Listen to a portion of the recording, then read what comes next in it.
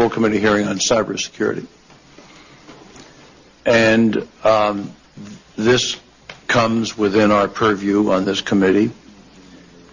And not trying to be dramatic about it, when the internet was invented, everybody fell flat in their face. They were so thrilled. And the world began to do business in a different way.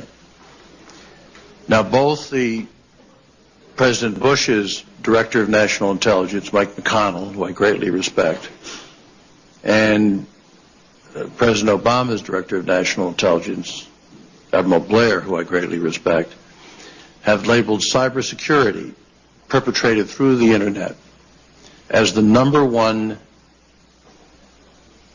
national hazard of attack on the homeland in West Virginia, America, or anywhere else.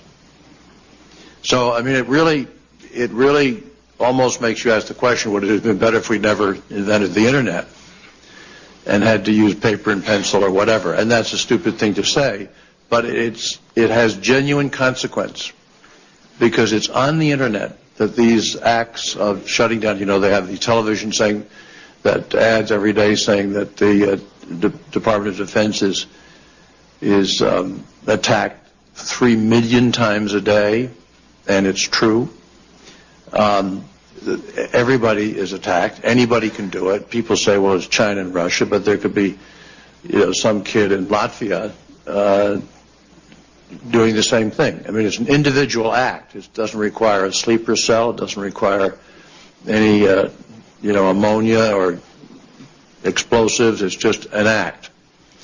And yet it's an act which can shut this country down. Shut down its electricity system, its banking system, shut down really anything that we have to offer. It is an awesome problem.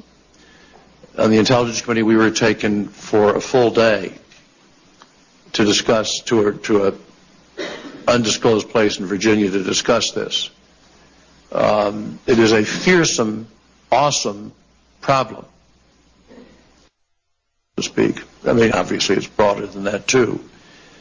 I wonder where this stands with you, what your thoughts are, and what you think we ought to be doing about it. Senator, cybersecurity is obviously of utmost importance. Duro. Sobre la roca, escrito, clara y de manera totalmente legible, hay un mensaje escondido en las colinas de Elbert Country, en Georgia, Estados Unidos. En esa zona se alza un enorme y colosal monumento que está grabado en casi su totalidad con unos misteriosos mensajes. Pero ¿cuál es el mensaje que incorpora dicha roca? Ni más ni menos que unos mandamientos, unas órdenes, unas guías, los 10 mandamientos del nuevo orden mundial. Y vamos a analizarlos punto a punto. ¿Qué está escrito en aquella roca? En el primer mandamiento dice lo siguiente: mantener la humanidad por debajo de 500 millones en perpetuo equilibrio con la naturaleza. 500 millones de habitantes. Mensaje porque el que claramente se está instando a destruir a 12 de cada 13 personas del planeta, cuya cifra actual ronda los 7.000 millones. Una eliminación, una despoblación del planeta por parte de los seres humanos, hacia los propios seres humanos.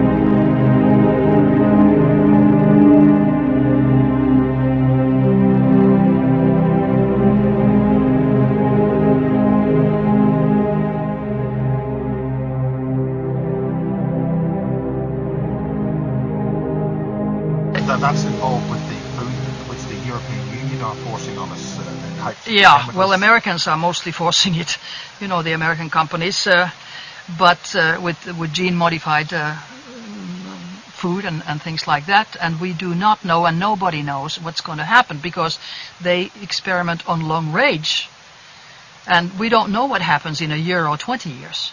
Just like we don't know what happens, except we start knowing now, what happens with mobile phones in 20 years. You know, they cause brain tumors and blindness and deafness and cancer and whatever. It's totally, totally known. But it's experimentation on a long range. Do you think that those frequencies and those devices are specifically selected to test on us? Or do you think they're changing the species, or trying to kill us, or change us, or whatever? Well, at least they're making us very sick. And since the goal that I have read of the elite, if I can use that word, is to diminish our population on planet Earth by at least 2/3, maybe even 5 billion. So that's very, very Can negative. you explore that more? I mean, we're facing this new disease which is coming out, the Swine? The swine flu. Oh, that's just rubbish. That That is really rubbish. You know, it's not the swine flu that's dangerous, it's the injections. Because it's supposedly, it's not only swine, but it is human virus mixed with swine virus, mixed with bird virus. And of course, behind the whole thing is to diminish world population, because it's very toxic, and to get milliards and milliards and milliards into the pockets of those who put them out. Rumsfeld is an owner also in one of the big drug companies. And since they want to diminish the population, so they start saying that children and pregnant women are the first ones. Eliminate the next generation.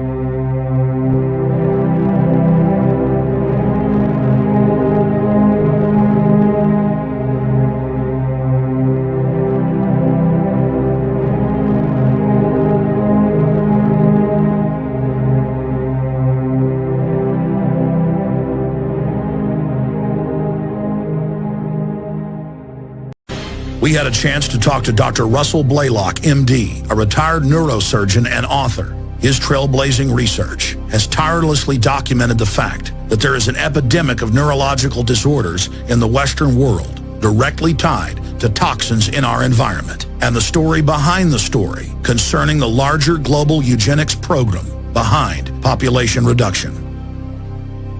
I'm Dr. Russell Blaylock. I'm a board-certified neurosurgeon. I've retired from active practice. Now I do primarily theoretical research in neurosciences and spend most of my time writing research articles, review articles on neuroscience projects at the present time. What I found interesting in all of this when I first started looking at it, looking at the funding by the Rockefeller Foundation and many of the other foundations like Ford Foundation, the Carnegie Foundation, and looking back into the history of it, and I came accidentally upon a book by Dr. Lily Kay. She was doing a research project looking at the origins of molecular biology in the United States. And that was primarily my interest, was just reviewing the history of molecular biology. But to my surprise, much of the book describes the, what was called the Science of Man project by the Rockefeller Foundation. And primarily, and this is in the period about 1910, primarily what he was interested in, and his foundation board, was doing social engineering. They were concerned that society was made of a lot of people they considered undesirables. Their definition of undesirables was people that had lower IQ, people that had physical defects, people who had diseases, people who did not behave in a way that these group of elitists thought people should behave in a society. So their idea was to use eugenics, which was the primary science at the time, to redevelop man, to create a new type of person. And they coined the term social engineering. Now, of course, at that time, we didn't have DNA as a concept. So they were using rather crude genetics to bring this about in the very beginning.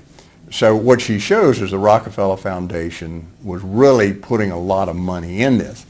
And in order to do that, he thought, what I'll do is I will fund major universities. And he picked Caltech as one of those universities, and then some in the East like Harvard and Johns Hopkins and Columbia, University of Chicago as the primary centers where this type of study would be carried out and how to engineer human beings to be in the form that they thought humans should be. And gradually, as science began to become more sophisticated, and eugenics began to get a really bad name as the period of Adolf Hitler occurred, and you realize that the Rockefeller eugenists, before Hitler became well-known in power, they were traveling to Germany and exchanging information on these eugenic programs. So a fair amount of this information came from the Rockefeller Foundation. Of course, after World War II, when the world found out a lot of what was going on in eugenics and the horror of eugenics, most of these programs were abandoned, and the Rockefeller Foundations very quickly said to all their members, let's never use the name eugenics anymore. What we'll talk about is social engineering, the new science of man, behavioralism. So they had these key words that meant basically the same type idea, that is redesigning man and man's behavior and controlling it through elitist ideas, but we would do it through new science. And we would establish major institutions in the United States that would control medical education through his General Education Board, which was a very powerful foundation regulation of education in America. And so he would appoint professors that would be directors of these programs. He groomed people who believed, like he did, that in fact man should be redesigned. We need this science of man to re-engineer human beings, but do it in a more scientific way than. Дорогие ветераны, товарищи солдаты и матросы, сержанты и старшины, мичманы и прапорщики, товарищи офицеры, генералы и адмиралы. Поздравляю вас с Днем Победы, с торжеством, в котором слились воедино радость, память и скорбь.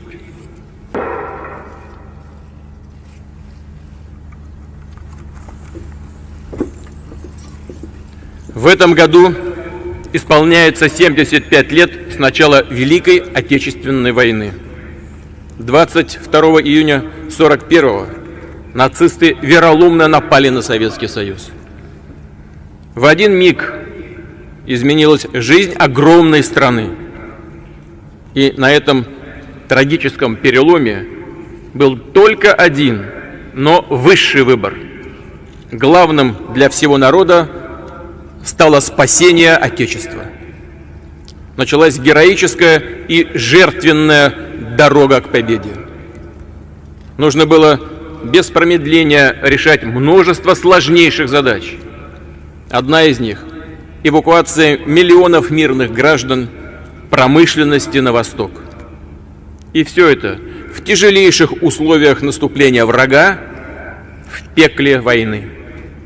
Сейчас трудно даже осознать, какими запредельными усилиями было вывезено и восстановлено более 1500 заводов. Уже через несколько месяцев они начали бесперебойно поставлять на фронт танки, самолеты, боеприпасы, военную технику. Это величайшая, беспримерная трудовая победа позволила нашей армии обратить врага вспять, сокрушить агрессора, который поставил себе на службу экономический потенциал почти всей Европы. В подвигах фронтовиков и тружеников тыла проявилась истинная жизненная сила нашего народа, его единство, победный дух и любовь к родной земле. Наши отцы и деды одолели мощного, беспощадного врага, перед которым спасовали, отступили многие страны. Именно советский народ принес свободу другим народам. Именно от нашего солдата нацисты и их пособники получили полное возмездие.